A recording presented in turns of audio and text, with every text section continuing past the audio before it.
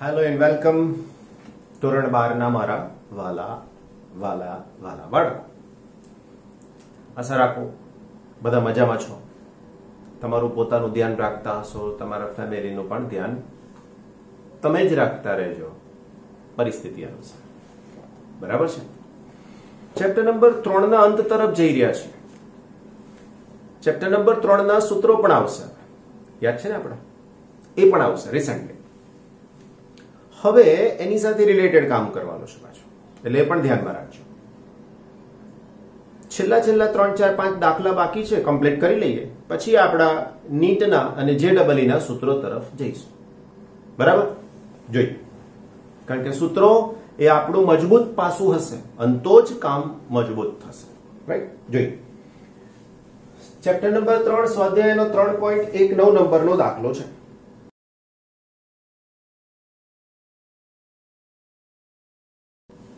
સાચો વિકલ્પ ખાલી પસંદ કરવાનું કીધું છે, બીજું કઈ નથી કીધું. શું કીધું છે?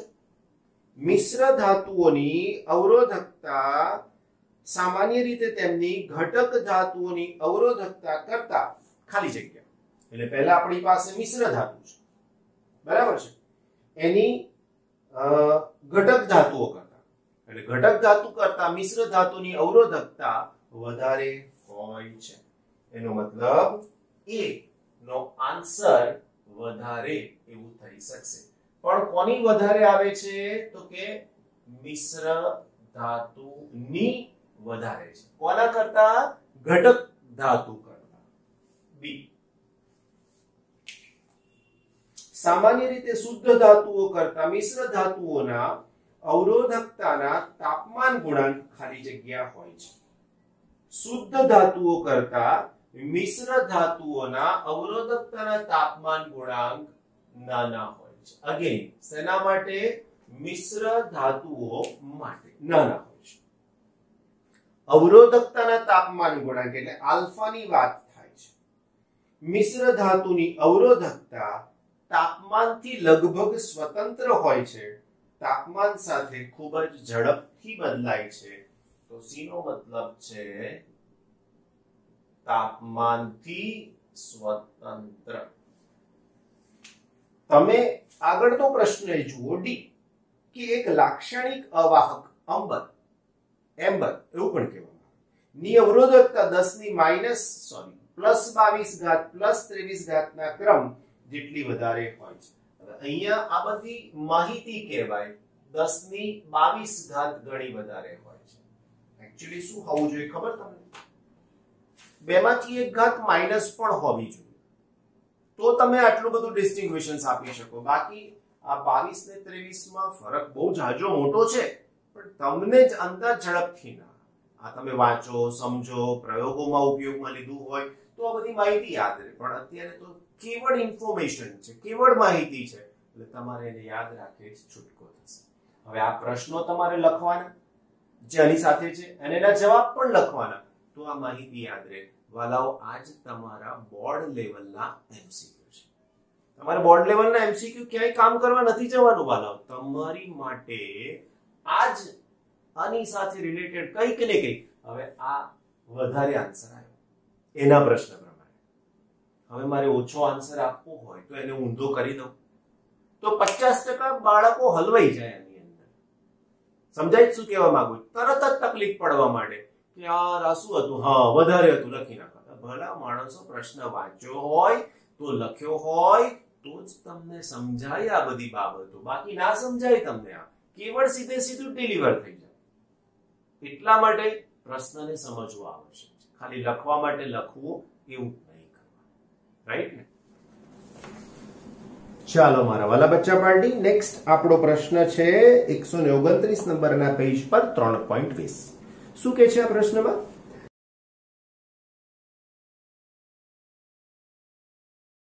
દરેક R અવરોધના આપેલા n અવરોધને તમે કેવી રીતે જોડશો કે જેથી તમને પહેલું એક મહત્તમ, બીજું લઘુત્તમ અસરકારક અવરોધ મળે? બરાબર? એટલે પહેલા જોડાણમાં મહત્તમ જોઈએ છે, બીજા જોડાણમાં સૌથી ઓછું જોઈએ છે. અને પાછો પ્રશ્ન પૂછ્યો છે કે મહત્તમ અને ન્યૂનતમ અવરોધનો ગુણોત્તર કેટલો હશે? રાઈટ? તો હવે આને સમજવા માટે હું શું કરીશ બચ્ચા પાર્ટી? તો આને સમજવા માટે બિલકુલ ધ્યાન રાખજો. એ પહેલાનો જવાબ આપવો છે. મહત્તમ અવરોધ મેળવવા દરેક અવરોધને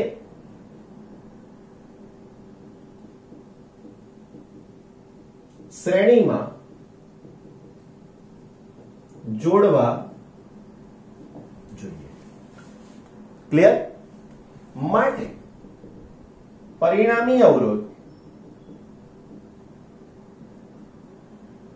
R series is equal to n into R. બધાનો સરવાળો થાય એટલે ડાયરેક્ટ સૂત્ર લખી શકાય.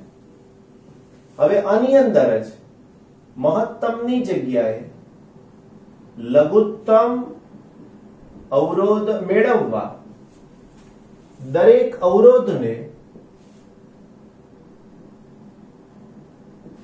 શ્રેણીની જગ્યાએ સમાંતરમાં જોડવા જોઈએ. માટે પરિણામી અવરોધ RP, P નો મતલબ parallel, is equal to R upon N. Isn't it? Very good.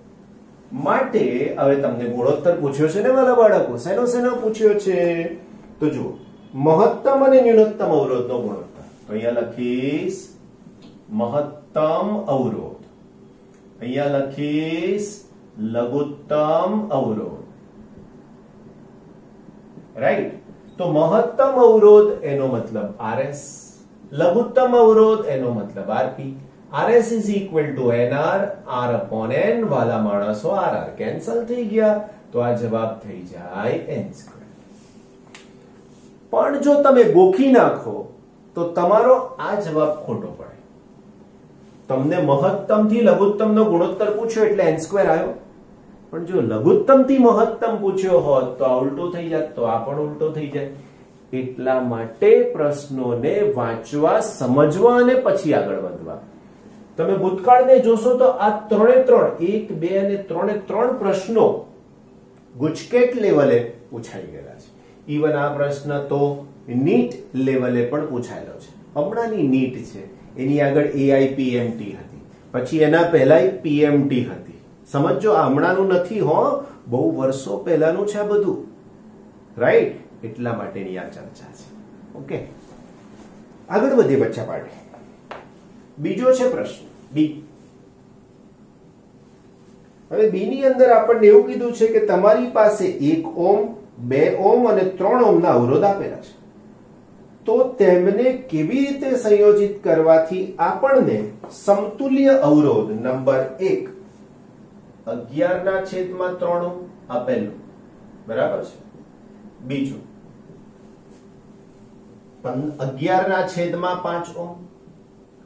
ત્રીજું 6 ઓહ્મ અને ચોથું 6/11. હવે હાલમાં તમારી પાસે 3 અવરોધ છે એવું તમને સ્પષ્ટ કીધું છે. અહીંયા લખી દો આપેલ અવરોધ 1, 2 એકમ સાથે લખીએ. 1 ઓહ્મ, 2 ઓહ્મ અને 3.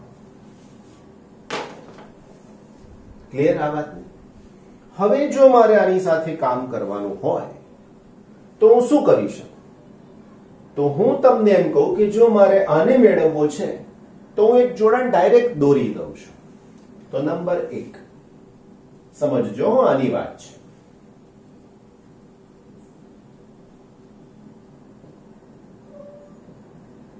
આવું બનાવી દીધું. તો આ અહીંયા મેં લખ્યું 1 ઓહ્મ, આ અહીંયા લખ્યું 2 ઓહ્મ અને આ અહીંયા લખ્યું 3 ઓહ્મ. પરિણામી અવરોધ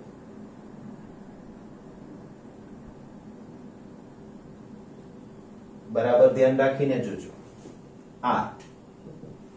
આ બે સમાંતરમાં છે. સમાંતરમાં હોય એટલે શું થાય? તો કે 1 ગુણાકારમાં 2, 1 + 2 + 3. તો આનો જવાબ શું થયો વાલા બાળકો? તો જોઈ લો.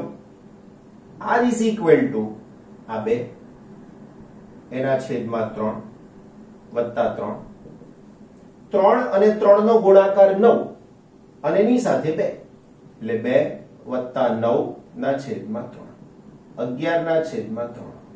તમારો જવાબ આવી ગયો.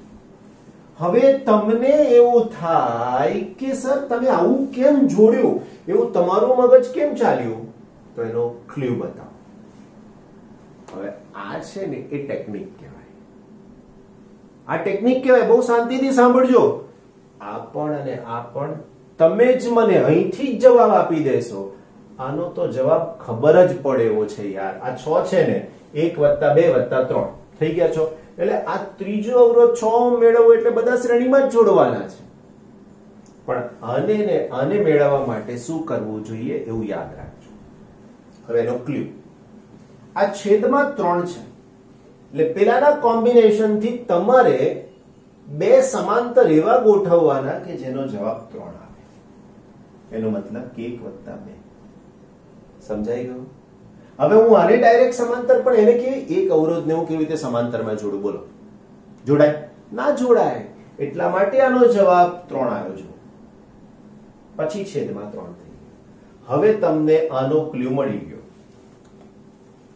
હવે તમને આનો ક્લુ મળી જ ગયો. કહો મને. ચાલો, છેદમાં કેટલા છે? 5. ખબર પડી ગઈ ને? Very good. બસ, તો આ જ રીતે તમારા દિવ્યેશ સર જે તમને શીખવાડે ને એ જ પ્રમાણેની મેથડ ફોલો કરો, તમને ક્યારેય કોઈ તકલીફ પડશે જ નહીં. નો ઇધર નો ઉધર, ઓનલી હિયર. તો આ આવશે 2 ઓહ્મ. આ કેટલા રાખવાના? 3 ઓહ્મ. અને આ થઈ ગયો 1 ઓહ્મ. ચાલો, તો અહીંયા લખ્યું તો એમ પરિણામી અવરોધ. વાલા બાળકો, પરિણામી અવરોધ. ચાલો શું કરીશું આપણે? તો કે આની અંદર R is equal to આ બેનું સમાંતર એટલે 2 ગુણાકારમાં 3, 2 વત્તા 3 વત્તા 1. રાઈટ? તો 2 ગુણાકારમાં 3 એટલે શું થશે? તો કે 6. 2 વત્તા 3 એટલે શું થાય? 5 વત્તા 1. રાઈટ? હવે આને અહીંયા લઈ જાઓ તો હવે R is equal to અહીંયા જશે 6 વત્તા 5 વત્તા છેદમાં 5 વત્તા 5 ને છેદમાં 5. 6 અને 5 11, 11 ના છેદમાં 5. જોઈ કેટલું સરળ થઈ જાય છે. રાઈટ? ઓકે, એના પછીની વાત કરીએ આપણે. કઈ છે? તો કે 6 ઓહ્મ. 3 નંબર. તો અહીંયા 3 એ 3 ને શ્રેણીમાં મૂકી દો. હવે આ તો તમારે વિચાર જ ના કરવાનો હોય ને વાલા મારા બાળકો. તો અહીંયા લખું 1 ઓહ્મ, અહીંયા લખું 2 ઓહ્મ, ને અહીંયા લખું 3 ઓહ્મ. ડાયરેક્ટ પરિણામી અવરોધ R બરાબર 1 + 2 + 3 = 6 ઓહ્મ. બસ, વાર્તા પૂરી થઈ ગઈ યાર. કોઈ ચિંતા નહીં. બરાબર છે ને? એકદમ ફાઇન થઈ ગયું sir. Okay, last and final number 4. 6/11. ચાલો મને કહી દો સર. હવે ના પૂછશું યાર. 6/11 જેનો મતલબ આ 3 એ 3 કેવા થઈ ગયા? સમાંતર. કારણ કે 3, 2 અને 1 લસા લેશો એટલે ખબર પડશે. હે ને? જોઈએ. હવે સૌથી પહેલા હું જોડાણ વિચારી લઉં. 3 એ 3 ને મારે સમાંતર 1, 2 અને 3. આ છે 1 ઓહ્મ, આ છે 2 ઓહ્મ અને આ છે 3. તો અહીંયા લખું પરિણામી અવરોધ. હવે જો 2 અવરોધ હોય તો આવું લખાય, પણ 3 અવરોધ હોય બચ્ચા પાર્ટી, તો 1/R is equal to 1/R1, 1/R2, 1/R3. તો હવે મારે 1/1, 1/2, 1/3 મારા વાલાઓ લસા લેતા આવડે ને તો આ 3 નો લસા થશે 6. લસામાં શું કરવાનું? તો કે અહીંયા 1 ને હું કેટલા વડે ગુણું તો 6 આવે? તો કે 6 એકા 6 સર. રાઈટ? Very good. 6. 2 ને કેટલા વડે ગુણું તો 6 આવે? તો કે સર 3 વડે ગુણવાના. Okay, fine. હવે તો કે 3 ને કેટલા વડે ગુણું તો 6 આવશે? તો કે 2. 3 વત્તા 2 5 વત્તા 6 11 ના છેદમાં 6. તમે કહેશો સર જવાબ તો ઊંધો આવ્યો. આવે જ ને વાલાઓ, આ 1/R છે. તમને R જોઈએ છે ને? તો R is equal to 6/11. જોઈએ. એકદમ સરળ ભાષામાં, રાઈટ? Very good. બંનેના પરિપથ દોરીને તમારા માટે તૈયાર રાખ્યા છે. પ્રશ્ન આવો કંઈક છે, નીચે આપેલ આકૃતિ 3.31 માં દર્શાવેલ નેટવર્ક માટે સમતુલ્ય અવરોધ શોધો. હવે આનો સમતુલ્ય અવરોધ શોધવાનો કીધો હોય તો તમને એવો વિચાર આવે કે આવું બધું કોમ્પ્લિકેશન આવશે ને એને સમજાઈશ કેવી રીતના? તો આવું ક્યાંક એક સરખો ભાગ દેખાય. જુઓ, આ 1, આ 2, આ 3, આ 4, ચારે ચાર એક સરખા ભાગ છે, જોઈ લેજો. તો અહીંયા લખી શકીએ એક ભાગ નો સમતુલ્ય અવરોધ, આટલો એક જ ભાગ લો, એનો સમતુલ્ય અવરોધ શોધો તો શું થાય? એને હું નામ આપું R'.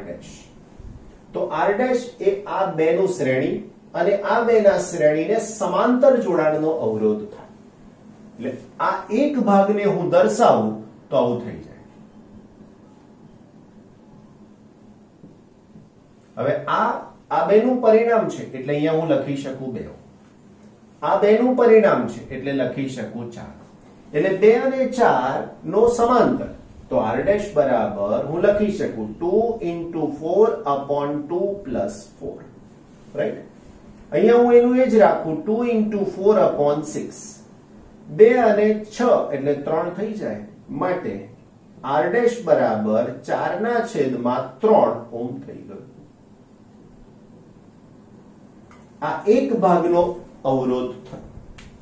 હવે હું લખી શકું કે આ એક ભાગને હું આવી રીતના બતાવી શકું, એવો જ બીજો ભાગ બતાવું,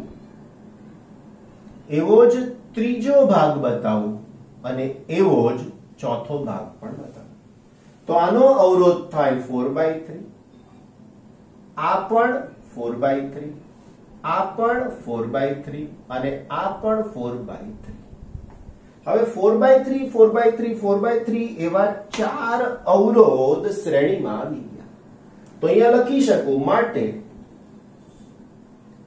સમતુલ્ય અવરોધ R બરાબર 4 × R'. R' એટલે આ. તો હવે તમે લખી શકો 4 × 4/3. તો R is equal to 16/3 ohm. આનો પરિણામી અવરોધ થઈ. That's it. હવે ડી માં તો કશું કહેવાનું જ નથી. તમે અહીંથી મુસાફરી શરૂ કરો, બધાનો માર્ગ એક જ છે. એનો મતલબ અહીં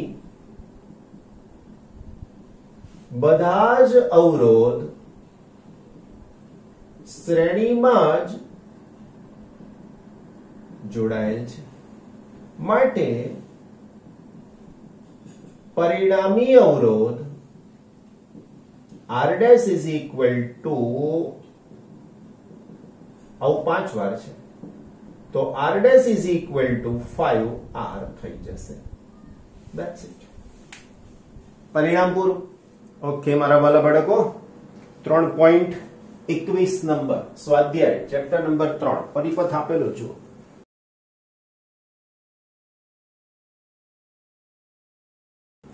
આકૃતિ 3.32 માં દર્શાવેલ એક અનંત પરિપથ વડે 12 વોલ્ટ અને 0.5 ઓહ્મ નો આંતરિક અવરોધ ધરાવતા સપ્લાયમાંથી ખેંચાતો પ્રવાહ શોધો. દરેક અવરોધનું મૂલ્ય 1 ઓહ્મ છે.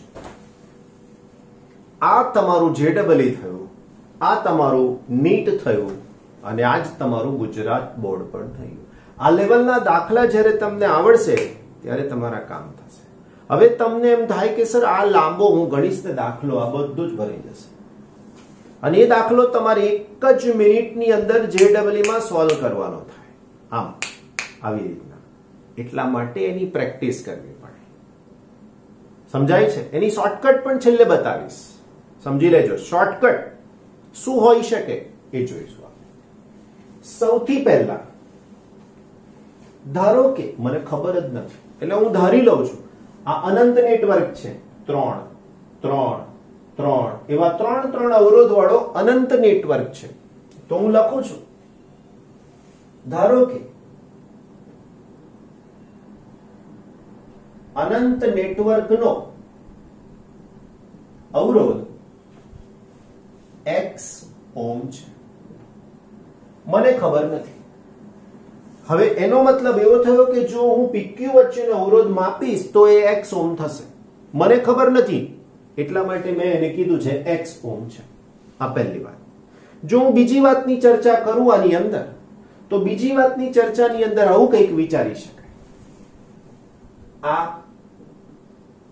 અનંત નેટવર્કમાં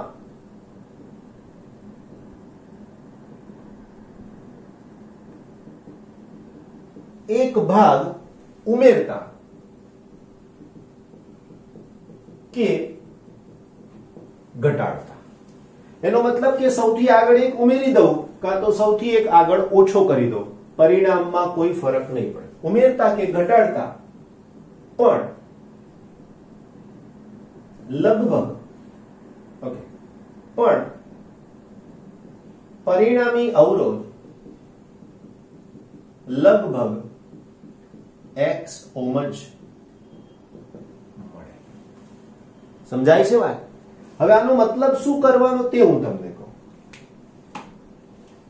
અહીંયાથી છેક સુધીનો નેટવર્ક હતું, એનો અવરોધ x. હવે એમાં એક ઘટાડ્યો કે વધાર્યો, આપણે ઘટાડવાની વાત કરીએ તો હું ઘટાડું એટલે આટલો ભાગ લઈ લઉં છું અહીંથી. 2% પહેલાનો ભાગ લઈ લીધો. એનો મતલબ કે ધારો કે 5 લાખ આવા ભાગ હતા, 1 2 3 5 લાખ. એ 5 લાખમાંથી એક કાઢી નાખ્યા, 4,99,999. એનો અવરોધ પણ x જ રહેશે. તો હવે મને જે પરિપથ મળ્યો ને મારા વાલા બચ્ચાઓ, એ આવો થઈ ગયો.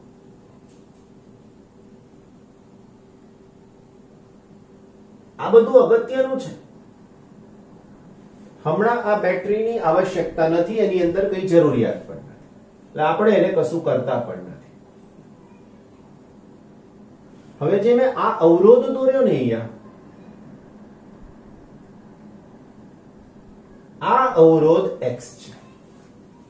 ફરીથી એકવાર, PQ વચ્ચેનો અવરોધ x છે, પણ આ કેટલા ભાગ હતા? અનંત. મેં 5 લાખ કીધા હતા, અનંત.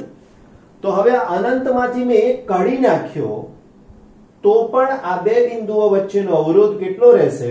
તો કે x જ રહેશે. તમારી પાસે 5 લાખ રૂપિયા છે અને તમને કોઈ એક વ્યક્તિ 1 રૂપિયા આપવાનું તમને કીધું કે ભાઈ 1 રૂપિયા આપો. ઓકે, તમે એને 1 રૂપિયા આપી દીધો. પછી કોઈએ પૂછ્યું કેટલા રૂપિયા છે, તો તમે એવું કહેશો 4,99,999. આવું બોલશો? ના, લગભગ 5 જ છે. રાઈટ? તો આ વાત અહીંયા પણ આપણે લાગુ પાડી છે. એનો મતલબ કે આ અવરોધ x છે, આ 1 ઓહ્મ છે, આ પણ 1 ઓહ્મ છે, આ પણ 1 ઓહ્મ છે. PQ વચ્ચેનો અસરકારક અવરોધ x જ છે. અનંત નેટવર્કનો અવરોધ x ઓહ્મ છે. હવે આ x ઓહ્મ છે એ કોની વાત હતી? તો કે PQ વચ્ચે x ઓહ્મ છે. આ કોની વચ્ચેની વાત છે હવે? તો કે P અને Q વચ્ચે. હવે એમાંથી એક કાઢી લીધો તો હું અહીંયા નામ આપું છું A. રાઈટ? x ઓહ્મ જ મળે તો અહીંયા લખીશ A અને B વચ્ચે. સમજાઈ ગઈ વાત? હવે બસ. હવે થોડુંક ફિઝિક્સ, બાકી બધું ગણિત જોજો, કેવી મજા આવી જશે. હવે હું લખું છું x અને 1 ઓહ્મ નો સમાંતરનો અવરોધ. x અને 1 ઓહ્મ ના સમાંતર જોડાણ નો અવરોધ. શું થાય ખબર તમને? લખી દઈએ. નામ આપું r ડેશ. તો r dash is equal two x into 1/x plus 1. તો r ડેશ નો જવાબ થઈ જશે x/x પ્લસ 1. That's it. સમીકરણ નંબર 1. હવે આ વસ્તુને આ બેની જગ્યાએ મૂકીને નવો અવરોધ બનાવો, સોરી નવો પરિપથ બનાવો તો આવું બનશે.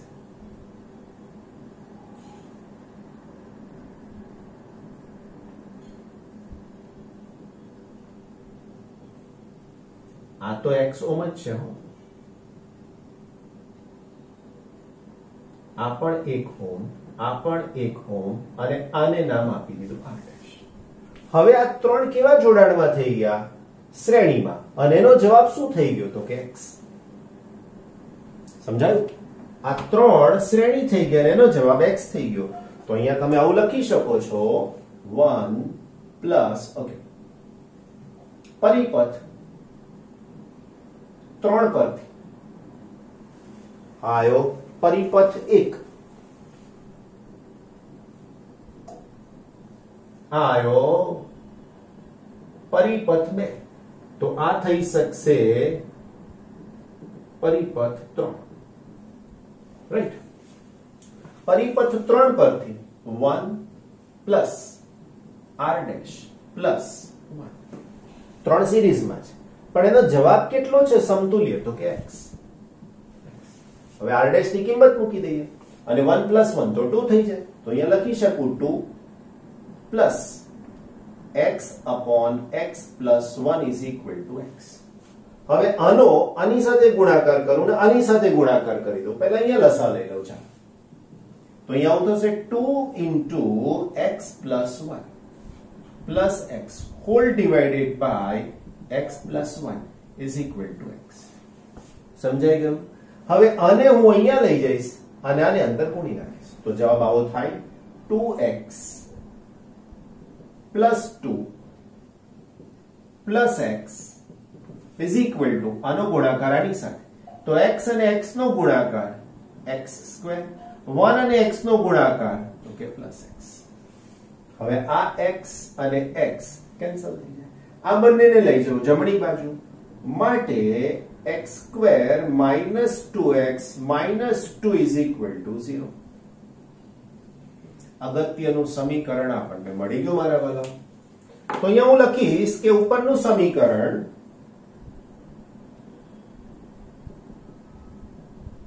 દ્વિઘાત સુરેખ સમીકરણ ax square plus bx plus c બરાબર 0 જેવું છે, જ્યાં a બરાબર 1 થશે, b બરાબર -2 થશે અને c બરાબર પણ -2 થાય. સમીકરણ 2 નો ઉકેલ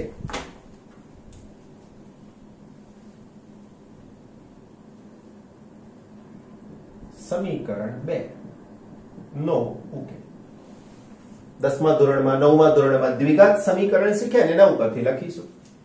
x is equal to -b plus or minus under root delta upon 2. યાદ આવ્યો ભૂતકાળ? આ ડેલ્ટા શું છે વાલા બચ્ચાઓ? તો લખી શકાય delta is equal to b square minus 4ac. b નો સ્ક્વેર minus 2 નો સ્ક્વેર -4, a ની કિંમત 1 અને c ની કિંમત -2. આનો સ્ક્વેર થશે એટલે 4 થઈ જશે, માઈનસ અને માઈનસ પ્લસ થઈ જશે is equal to 12. તો ડેલ્ટા is equal to 12 થઈ ગયા. આ ડેલ્ટાની કિંમત મારે અહીંયા મૂકવાની. જવાબ રાઈટ. તો હવે આપણા જવાબ તરફ આગળ વધીએ. જુઓ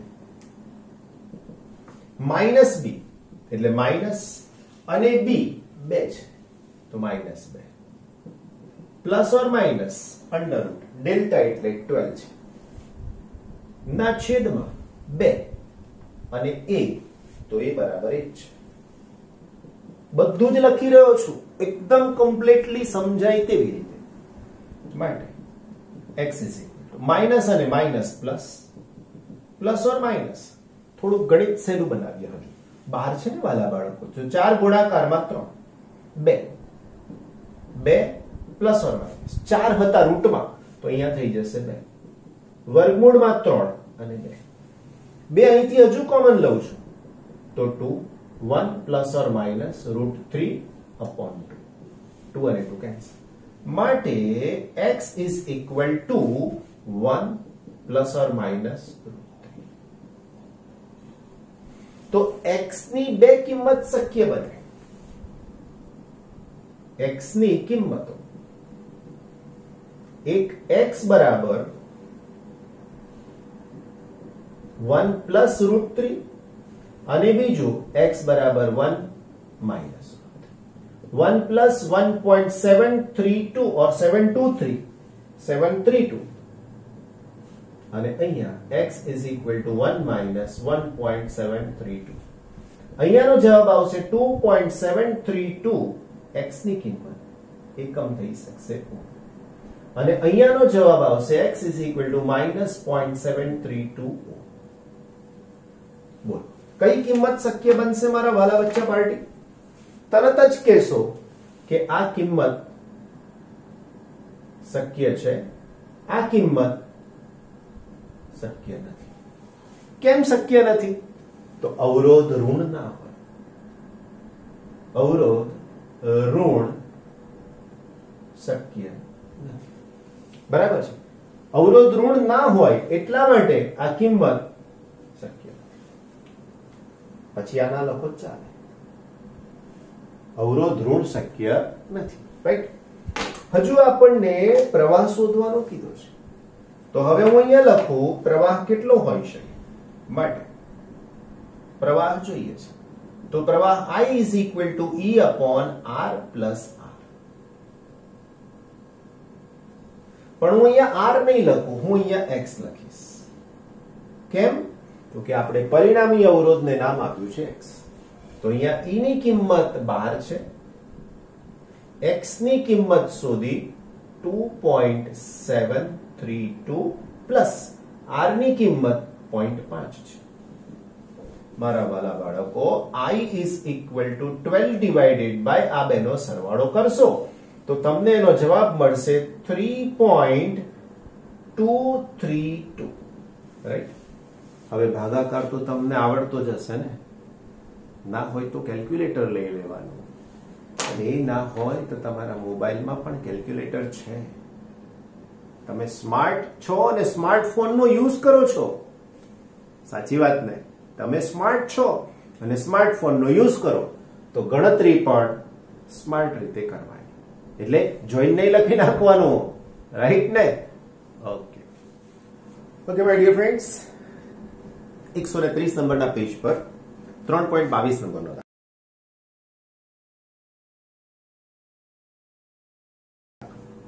આકૃતિ 3.33 એટલે આકૃતિ દોરી છે તે 2 વોલ્ટ અને 0.4 ઓહ્મનો આંતરિક અવરોધ ધરાવતો વિદ્યુત કોષ પોટેન્શિયોમીટરના અવરોધક તાર AB વચ્ચે સ્થિતિમાન જાળવી રાખે છે. એટલે AB અવરોધક તાર છે એની સાથે આ સ્થિતિમાન જાળવી રાખે. એટલે આ ડ્રાઈવર બેટરી થઈ ગઈ, ચાલક બેટરી.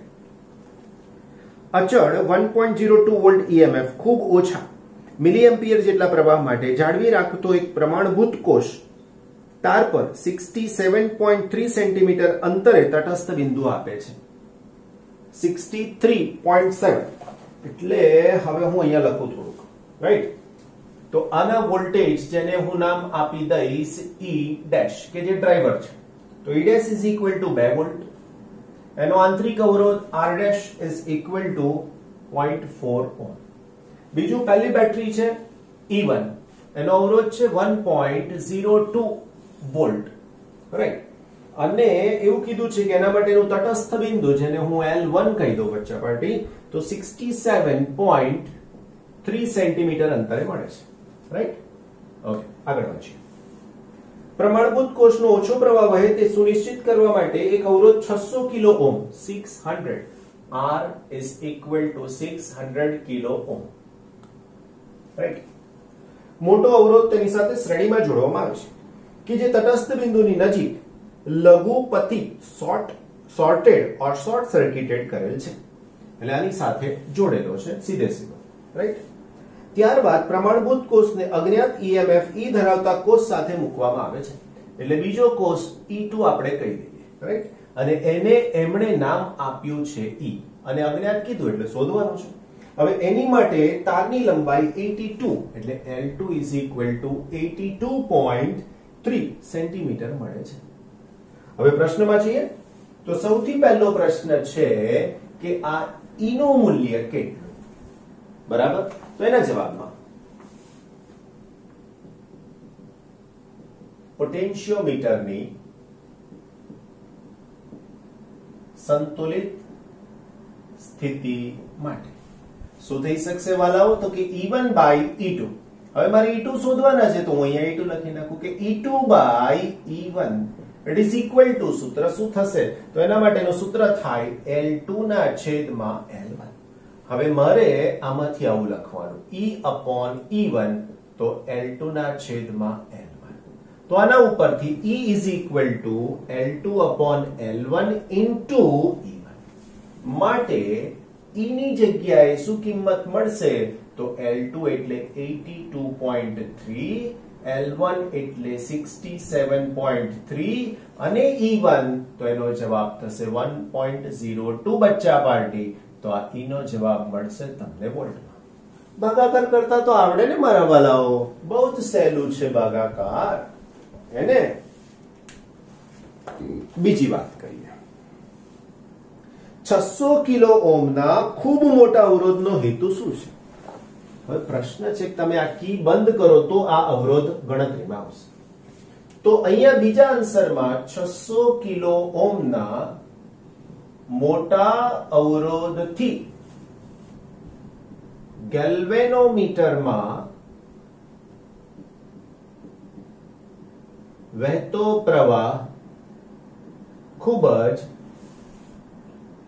ઘટાડી શકાય, જેથી ગેલ્વેનોમીટરને થતું નુકસાન અટકાવી શકાય. જો આ ના હોત તો ઘણો મોટો પ્રવાહ ગેલ્વેનોમીટરમાંથી પસાર થાય, ને ગેલ્વેનોમીટર સેન્સિટિવ છે, એટલા માટે એને નિયંત્રણમાં પ્રવાહ આપવો જ જોઈએ. ત્રીજું લઈએ આપણે.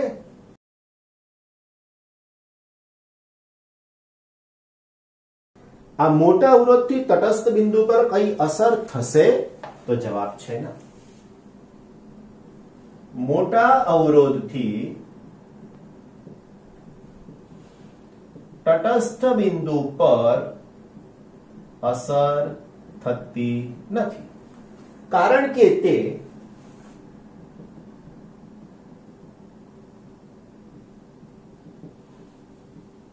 પરિપથનો જ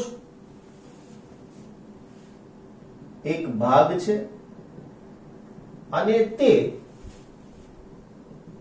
કોષ સાથે જોડાયેલ અવસ્થામાં જ તટસ્થ બિંદુ આપે છે. માટે કોઈ જ અસર થશે નહીં. ચોથો પ્રશ્ન છે મારા વાલા,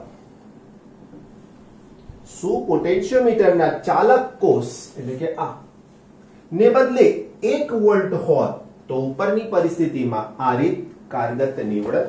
તો જવાબ છે ના. ડ્રાઈવર એટલે કે ચાલક કોષનું EMF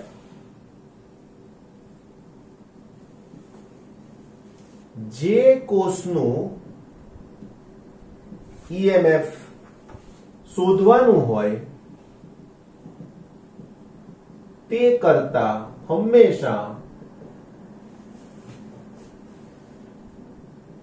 મોટો જ હોવો જોઈએ. અન્યથા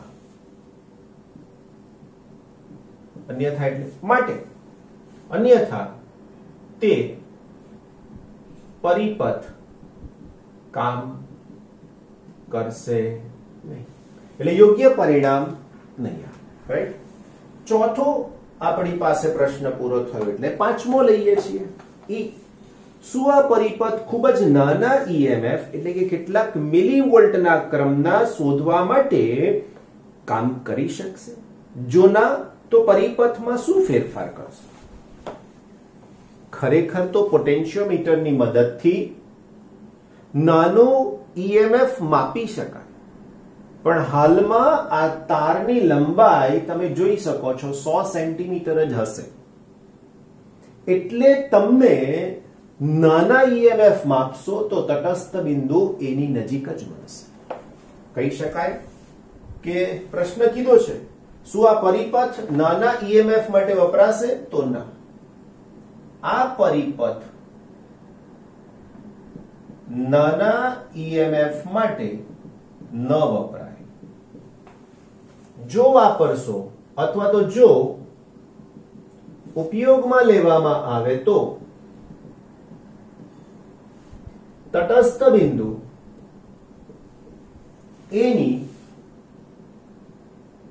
નજીક જ મળે, જેથી ત્રુટિ ની સંભાવના થાય. આ ત્રુટિ દૂર કરવા માટે તાર AB ની લંબાઈ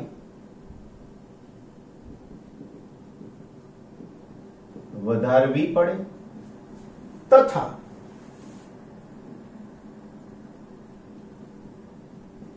A અને B વચ્ચે યોગ્ય એવું EMF જાળવી રાખવું પડે, જેથી તટસ્થ બિંદુ A અને B વચ્ચે મળે. તો જ તમે આનો ઉપયોગ નાનું EMF માપવા માટે કરી શકશો. તો આ સમજૂતી થઈ. આવી રીતે લખો, સમજાવો તો પૂરા માર્ક્સ મળે. પણ તમે પછી લખો કે ના ના ના હા, આવા જવાબના માર્ક્સ નથી મળતા.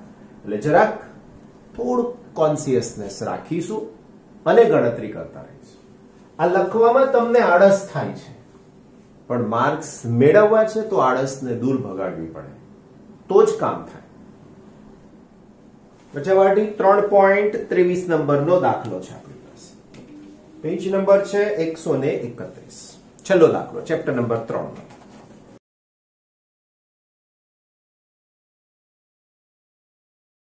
આકૃતિ 3.34 એ 1.5 વોલ્ટના કોષનો આંતરિક અવરોધ શોધવા માટે વપરાયેલ છે.